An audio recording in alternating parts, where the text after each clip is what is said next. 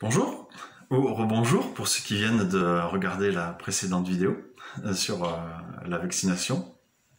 Voilà, en fait, j'ai à cœur de faire une deuxième vidéo aujourd'hui sur l'obéissance, être un disciple de Jésus, et comment vivre sa foi, en fait, comment prendre la Bible au final aussi. Parce qu'en fait, je connais trop de personnes qui prennent la Bible et puis disent bon ce passage là c'est pour les apôtres à l'époque, ce passage là c'est l'Esprit Saint qui agissait comme ça à ce moment là parce que c'était les débuts de l'Église primitive et il fallait que l'Esprit Saint parle ou qu'il agisse comme ça.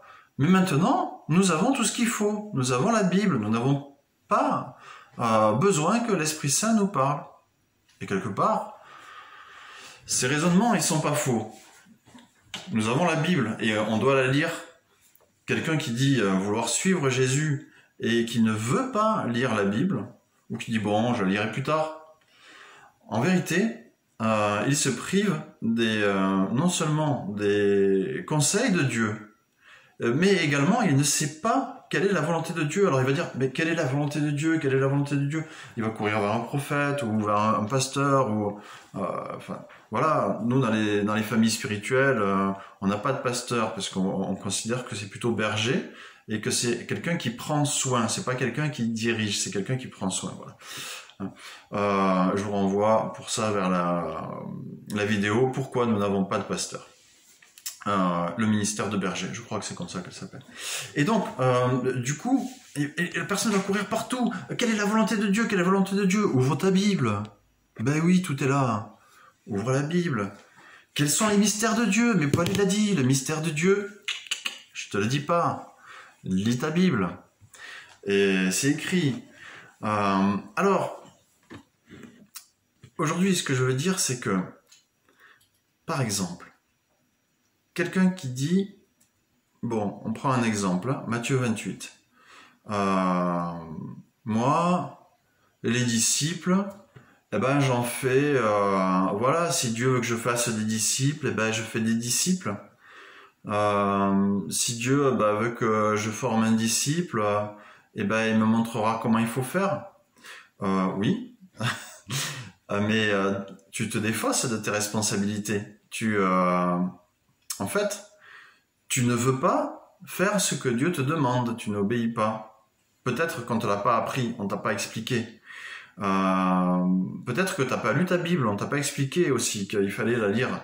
Et en fait, quand tu regardes dans Matthieu 28, c'est écrit « Faites des disciples et enseignez-les à observer tout ce que je vous ai appris. » Ou enseigner, j'ai plus le mot exact. Mais enfin, l'idée, elle est là. Et du coup, quelqu'un va dire « Oui, mais c'était pour les apôtres de l'époque. » Et puis si c'était pour les apôtres de l'époque, qu'est-ce que tu fais là? Je veux dire, ça veut dire que si c'était pour les apôtres de l'époque, toi aujourd'hui, tu devrais pas croire en fait, puisque il y a personne qui aurait fait le travail de continuer et d'enseigner d'autres personnes.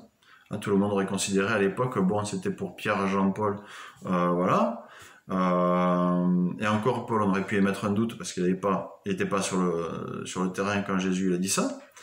Donc, du coup, ils n'auraient pas fait de disciples après. Les autres disciples, ils n'en auraient pas fait. Mais dans le enseignez-leur tout ce que je vous ai appris à observer, enfin, enseignez-leur à observer tout ce que je vous ai appris, il y a le faites des disciples.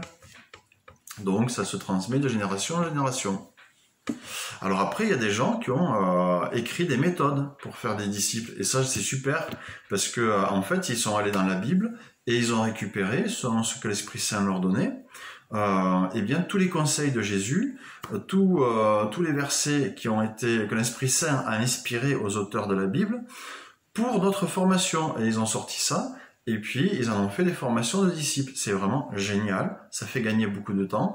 Si vous trouvez des formations de disciples, moi, je vous encourage à les suivre et à les mettre en pratique. Parce qu'une formation de disciples qui ne met pas en pratique, si c'est juste de la connaissance, ça sert à rien.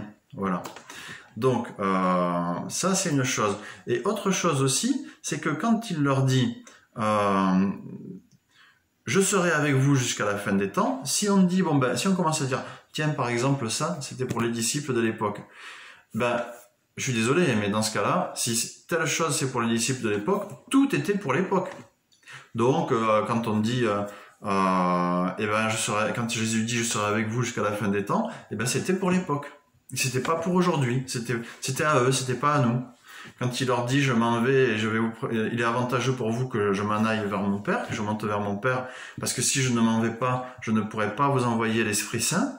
Eh ben, c'était pour eux. C'était pas pour nous, hein. Nous, on n'a pas l'Esprit Saint. Voilà. Seulement, Jésus, il a bien dit, je te prie aussi, en Jean 17, non seulement pour eux, mais pour ceux aussi qui croiront par leur parole. Alors, c'était pour eux ou c'est pour nous? Alors, c'est pour ça, si tu veux croire que le Saint-Esprit vit en toi, que tu es le temple du Saint-Esprit, eh ben, tu dois croire que tout ce qui s'est passé dans la Bible, tout ce qui a été dit, c'est aussi pour toi. Aujourd'hui, ce n'est pas que pour eux. Tu n'es pas appelé à sélectionner ce que tu veux pour ta vie et le reste, bah, tu le laisses. Et non, là, quand tu fais ça, c'est au Saint-Esprit que tu dis non. Tu te leurres toi-même, en fait. En vérité, tu te bandes les yeux, tu dis non, ça je veux pas. Et le truc que tu risques, et moi c'est pour ça que je te préviens aujourd'hui, je ne veux pas que tu t'entendes dire plus tard, et moi je ne veux pas m'entendre dire non plus, je ne t'ai pas connu. Non, je ne te connais pas. Mais j'ai chassé des démons à ton nom, j'ai guéri des malades. Eh bien oui, mais... Non. Je regarde sur la liste, je te connais pas. Et je suis désolé, tu peux pas rentrer avec moi au paradis. C'est assez grave, et c'est assez important, c'est même essentiel de considérer que toute la Bible est faite pour nous et qu'on peut tirer enseignement de tout. Donc ça c'est une chose, je crois que j'ai tout dit, oui. Donc faites des disciples, c'est pareil aussi, on est trop dans le ressenti, aujourd'hui on dit oui, me faire baptiser, non là je le sens pas, je suis pas encore, je suis pas prêt, moralement, j'ai le temps. C'est pas la Bible. Parce que dans la Bible, Jésus il a dit, celui qui croit et sera baptisé. Voilà, si tu n'es d'eau et d'esprit, tu ne peux pas entrer dans le royaume de Dieu. Ça c'est grave. Parce que celui qui ne naît pas de nouveau, celui qui naît d'en haut, attends, je sais plus comment c'est dit, mais il faut naître d'en haut en fait pour voir le royaume des cieux, et il faut être né. Ça, c'est dans Jean, pareil, au début, quand il parle avec Nicodème, je vous encourage à le lire. Celui qui ne naît d'eau et d'esprit ne peut entrer dans le royaume de Dieu. Donc, il y a déjà voir et il y a entrer. Et puis, quand on est comme ça, quand on dit, plus tard, c'est pas à la personne qui va vous baptiser, c'est pas à quelqu'un d'être humain que vous allez dire, on repousse. Non, c'est à l'Esprit Saint que vous dites, on repousse. Jusqu'au jour où il sera trop tard.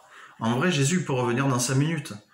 Les apôtres, les premiers disciples, ils vivaient comme ça. Donc d'où nous, on se permet de ne pas vivre comme ça. On doit vivre comme si Jésus revient dans 5 minutes. C'est ça la foi. C'est ça croire en Dieu. C'est pas oui plus tard. Et donc ça, c'est assez grave. Je vous invite à méditer le passage où Jésus voit on dit le jeune homme, mais en fait c'est un homme riche, on ne sait pas quel âge il avait. Il avait plein d'argent, ce gars, et il suit toute la loi. Et il lui dit à Jésus, qu'est-ce que je dois faire? Jésus lui dit, voilà, aime ton Dieu, ton prochain comme toi-même. Et puis l'autre dit, mais je fais tout ça. Oui, je fais tout ça. Voilà, je peux être généreux peut-être, je sais pas. Mais Jésus lui dit, vends ce que tu as, et puis suis-moi. Et l'autre il s'en va tout triste parce que il aime trop son argent en fait.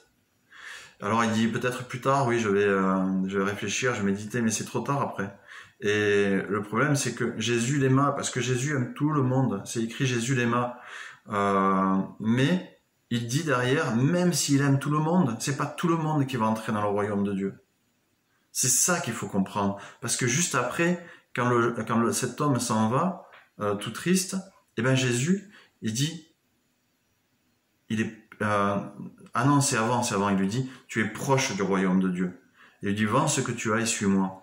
Et ben le gars, il reste proche, mais pas dedans. Aujourd'hui, est-ce que tu veux être proche du royaume de Dieu ou est-ce que tu veux être dedans? C'est ça que je veux te dire avec cette vidéo. Et ben, en tout cas, moi je veux vous encourager à avancer avec Jésus, parce que c'est vraiment la vie la plus merveilleuse qu'il peut y avoir. Si vous avez des difficultés, ben priez, rapprochez-vous de frères et sœurs qui veulent vraiment entrer et qui vivent dans le royaume de Dieu, et laissez-vous inspirer. Laissez-vous inspirer et examinez tout ça avec l'Esprit Saint, vraiment. Et passez une belle journée en Christ. Bisous.